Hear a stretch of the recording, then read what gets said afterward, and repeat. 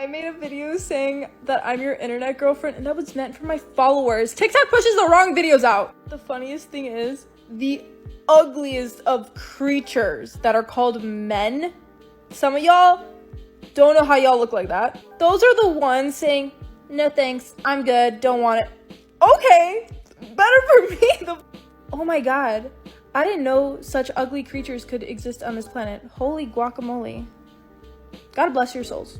You probably have amazing personalities. But some of y'all even DMing me being like, I would never want to be with a disgusting girl like you. Okay, look in the mirror, sweetheart. Look in the mirror. Sorry, I'm being mean. I'm being rude. Just had to let the steam off, you know? Just had to let it out. You know, I made a video that leaks are not a thing, but you know what? I was proven wrong. I was indeed proven wrong. Those guys gotta stay in your lane, and you know what? You're right. I'm not in your league. Go find someone in your league, because I'm not in it. I'm not in it. Unfortunately, I'm so sad. I'm so sad I'm not in your league. Oh my god. Okay, bye.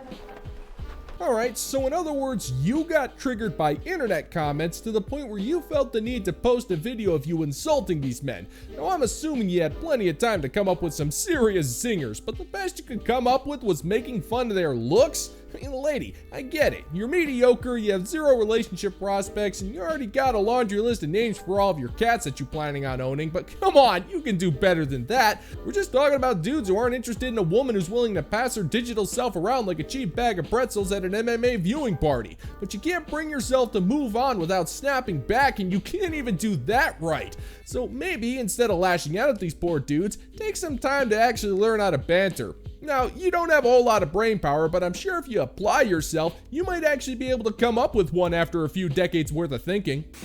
Good luck. I just want to meet somebody out in the real world. Do you know what I mean? I want us to be out in the real world and interact, and I want to develop a crush, and then from the crush, I want us to go on a date and then be excited about the date, because I'm like, oh my god, we both are attracted to each other, and then, you know, have a little bit of like mystery to it, not just like, we both think we're attractive. That's why we right swiped on each other, and now we are going on a date to see if there is mutual, and like, I don't want to do that.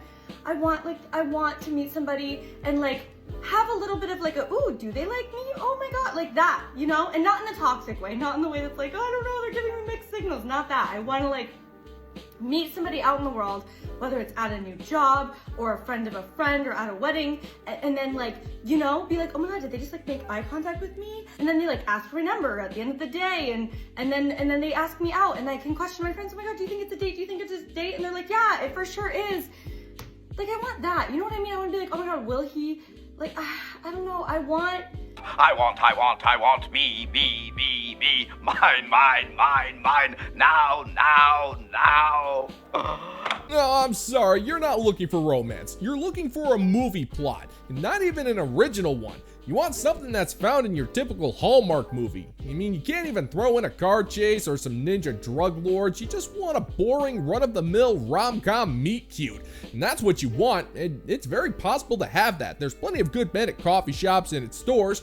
They aren't exactly that rare, but the problem is you want the types of men in rom-coms who are usually rich, well-built, and pretty much perfect. That's just not happening, sister.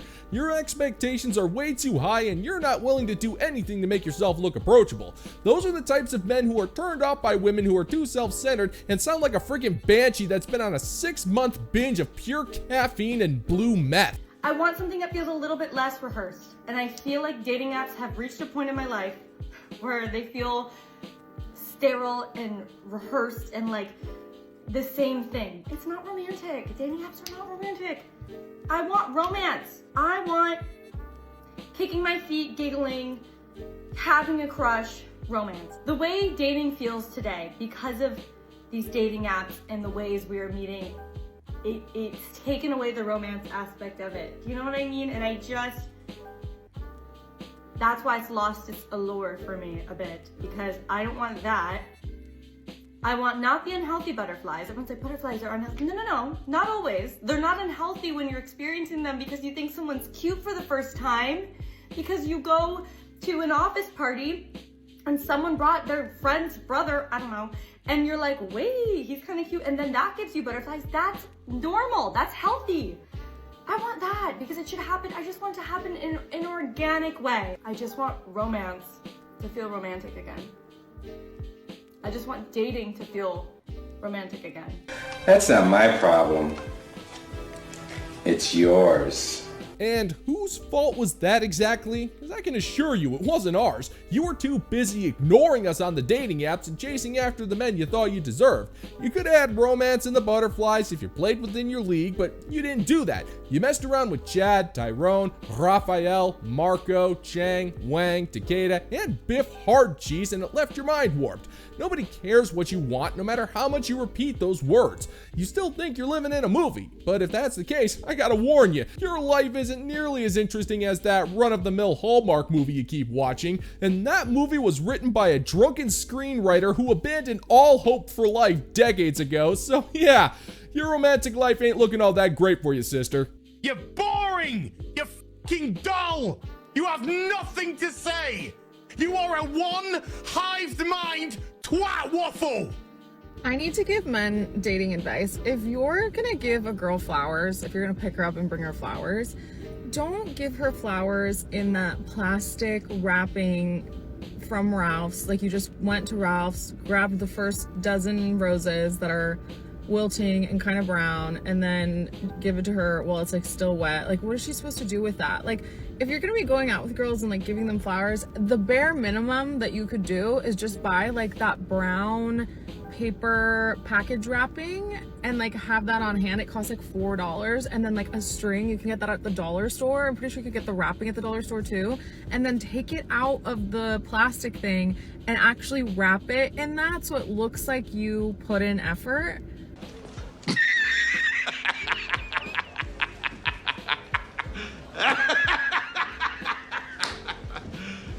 You serious? Yeah, nope, sorry, that ain't happening. You see, self-respecting men are going to buy you flowers. They're a waste of money, and we don't need to live with the fact that you let a bunch of living plants die slowly in your one-bedroom apartment. It also just shows that you're willing to move the goalpost when it comes to your bare minimum expectations. First, it was the flowers that were the bare minimum. Then the quality of the flowers were the bare minimum. Now we must keep a roll of parchment paper and twine on hand at any point, and now that's considered the bare minimum. But the second a man does that, you'll just complain that he didn't use the right kind of twine or didn't include a handwritten card written by a professional calligrapher. You're trying to get it to the point where if a man doesn't give you a briefcase with $50,000 in small, used, unmarked bills, then he's not meeting the bare minimum standards for you. And even then, you're still going to rip into him if the briefcase isn't a Louis Vuitton. So what's the freaking point? Some type of effort. Like if a man picks you or brings you flowers, whatever the situation is, and it's in that I'm sorry, if I'm gonna get hated for this, I'm sorry. Am I ungrateful? Sure, whatever, I don't care. It's like you bring that to me and instantly I'm like, oh, this is a bare minimum man. This man is a man of minimal effort. It makes you feel like you're being picked up to go to your sophomore or junior prom, whatever year you go to prom, not getting picked up to go on a date with like a 30-year-old man. Like, it's the little things, you guys, just the tiny things. Just, I don't know, man up, take an extra step. That's all I have to say. No. You know what, sister? You are absolutely right. It truly is the tiny things. Things like not complaining that a man bought you flowers, or making fun of a man for not presenting your stupid flowers in a way you find acceptable, or not being a spoiled, entitled brat in general. Those things go a long way in dating. Now, I personally have no idea how you can compare a dude taking you out on a date with your junior prom, because I'm fairly certain no one asked you out to that stupid thing. But to be fair, the dweebs were too busy having fun playing Dungeons and Dragons, and the jocks already knew that porking you was more trouble than it was worth. So I don't think it's a smart idea to be speaking from experience, sweetheart. Much like how you're acting right now, it's not a good look for you. Yikes. Well, good luck with all that. Biggest Mother's Day pet peeve is that when a woman is disappointed on Mother's Day because her partner didn't get her a card or didn't get her a gift or didn't get her the gift that she wanted or didn't plan a brunch or whatever, and she complains about that, everyone's first instinct is to say, well, you should have communicated better. Men aren't mind readers. Okay, Why do men have to not be mind readers, but women have to anticipate what everybody around them wants and needs all the time? Nobody ever communicates to a mom what they need or what they want. We just figure it out because we're experts in everybody in our family.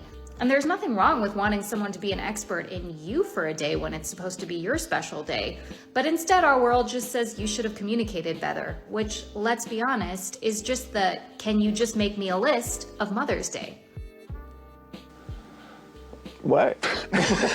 Hey lady, I don't think it's a smart idea to be bashing men for not making your Mother's Day the greatest day of your life when every single day that your body processes oxygen is supposed to be your special day. We hear it all the freaking time. That man must not only make your birthday, Mother's Day, Valentine's Day, Memorial Day, Arbor Day, and National Face Cream Day special, he must also make random days special as well. He's got to surprise you with handwritten notes, random text messages about how much he loves you, trips to the spa, date nights, flowers on a Tuesday, as well as cooking, cleaning, and child rearing, and mandatory celibacy every single day that you feel a little bit cranky. Meanwhile, you're under no obligation to do anything for Father's Day. His birthday involves a $20 gift card to Home Depot and a store-bought cake. This guy's doing his best, and the least you could do is pretend to be grateful, but if you did that, that would mean you wouldn't be a victim. And being a permanent victim is pretty much the only reason why modern women get married and spawn children nowadays. It's practically a status symbol. I quit. I quit. I quit. Hey, stop scrolling. Don't go anywhere yet. Don't go anywhere yet. You still here? Run! Ooh, sorry sister, you know I really did want to stick around, but then I realized I had to go back to my house and turn on the oven, which I know sounds kind of strange. I don't really have a house, nor do I have an oven with which to activate, but hey, a man can dream that one day I'll be able to bake in peace, because if I could bake, I would be baking up all sorts of baked goods for the fine members of the bounty board over on Patreon. You all deserve nothing but the freshest of freshly baked goods straight from the oven, and it's the least that I could do for your generosity and support of the channel, and if it were up to me, you would never want for croissants or dinner rolls ever again. All hail! And if you're interested in supporting the channel, check out the bounty board over on Patreon, where $5 a month gets you access to exclusive content you're not going to find on YouTube. I'll leave the link in the pinned comment down below for you. You gave that man countless and endless amounts of grace and love up into the very last breath and moment that you had before you finally had enough and said, I can't participate and co-sign this relationship anymore. So do not feel bad for walking away from a relationship that no longer serves you and that you are not aligned with.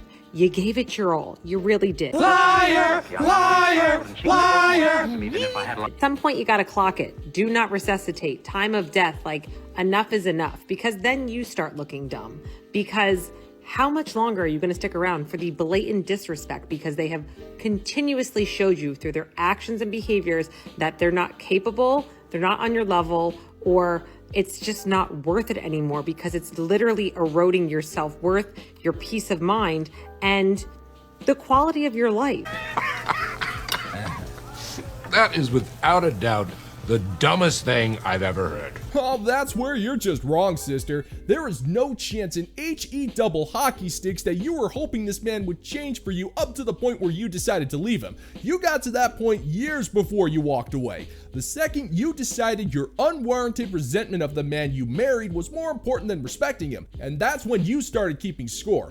Every single time he did something wrong, it was considered disrespectful, weaponized incompetence, or straight up abusive. Nothing this guy could ever do would ever satisfy you, and you wanted time to mooch off of him some more and try to gather up as much ammo as you could to get the maximum payoff for alimony and child support. It's all in the language that you use, sweetheart. No rationally minded person would look at another and demand that they change for you in order for you to be happy. That's something only a resentful control freak does when she doesn't get exactly what she wants out of a marriage, a relationship, or a cheap fling that you got with the trainer at your local bowling alley. So quit the theatrics, lady. We're not buying any of it. You ignored the flags. You tried to see if they could change. You wanted to see if their words and actions would eventually line up. If their plea bargains were bullshit, they were. And at some point, you have to say, this is a bad return on my investment. And sunk cost fallacy isn't always a reason to stay. Just because you've already invested 2 years, 3 years, 4 years, don't invest one more day. Walk away knowing that you did everything that you could. You had as many conversations as you could. They weren't changing. And even if they are, at some point you have to have enough self-respect for your time and for yourself to say, I deserve better, and I know that my future partner would never want me to feel like this or would not treat me this way, and I want to be loved differently. I deserve to be loved differently.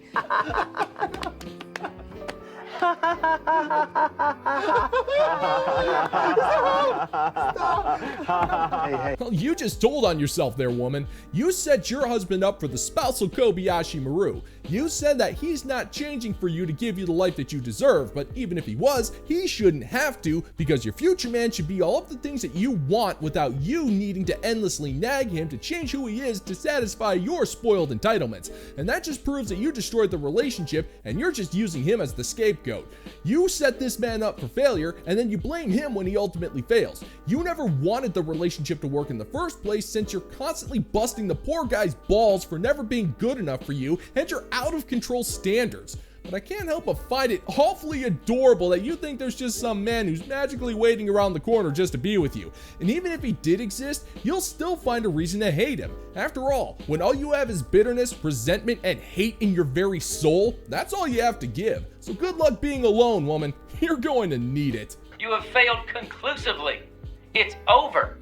And there is nothing that you can do here in this room that can turn that around. Here's the thing nobody's going to tell you, but I'm going to. Your husband's not going to change. If you think about it, it's been how long at this point?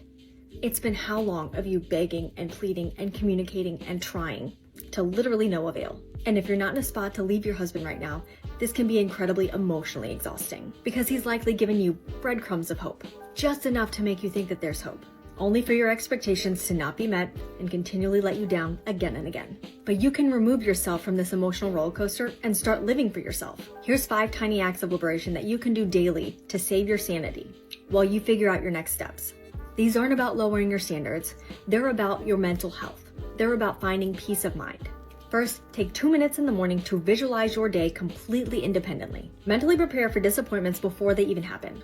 You've likely been here before anyway, so you've got a good point of reference to work from. Man, that's just mean. That's mean, man. Hey, it's been a long time there, middle-aged Mabel. I see besides your obvious wrinkles and your ever-expanding forehead, you have not changed a bit. And that's no surprise. I've always been of the firm belief that the benchmark for a healthy marriage is waking up and starting your day by imagining all of the ways your entire family is just going to let you down. So the first thing you need to do in the morning is to create a self-fulfilling prophecy that justifies your inevitable disappointment whenever you find your husband doing something that you don't like. That could include not pouring the morning cereal correctly, putting in too much cream in his coffee, or just breathing wrong. There is no act that's too minor that you can't use against him.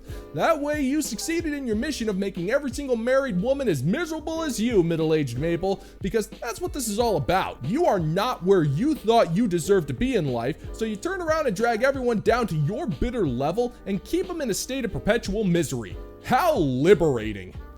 Second, create a solo zone in your house that's exactly how you want it. It could be a vanity, it could be a corner, it could be your desk, it could be your sink. Third, when you feel the resentment start rising, we all know that feeling, pause for 5 seconds. Literally, take a deep breath for 5 seconds. And ask yourself, is this worth my emotional energy? Because chances are it's not. Fourth, replace you should with I will. Here's what that sounds like. Instead of saying you should do the dishes, you're going to say, I'm going to do the dishes at 7 o'clock. Chances are you've already been doing all the domestic labor and the chores anyways. The only difference is you're not setting yourself up for a letdown when your husband inevitably doesn't come through. Finally, let natural consequences unfold. When he forgets something important, do not rush to fix it. This isn't petty, it's preserving your peace. These tiny shifts can help you reclaim your power when you're stuck. If you want my full liberation checklist, it's free. You can download it at the link in my bio. Oh, and welcome to the Quiet Revolution. Your intellect is as weak as your dollar. Failure is your destiny. You disrespect yourself and your nation. You are made of stupid.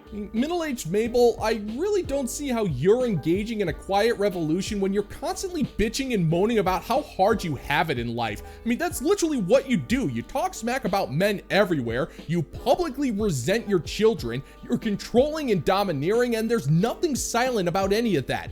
You've claimed the entire house for yourself and only allow your husband to have either the garage or the basement, but that's only if either one isn't weatherproof. If they are, then it's all yours. You passive aggressively do chores around the house because even if he did do more, you'd still find reasons to rip into him because of weaponized incompetence. And you've already said that he's going to fail anyways, so which means no matter what he does, it won't be good enough for you. So what exactly is the point? You can't be furious with a husband who's doing his best when you've already made it clear that his best won't do. And I personally feel sorry for the poor bastard who married you. If you make the household as miserable as you are, then it's nothing short of a freaking miracle that this guy hasn't clawed off his own face in frustration.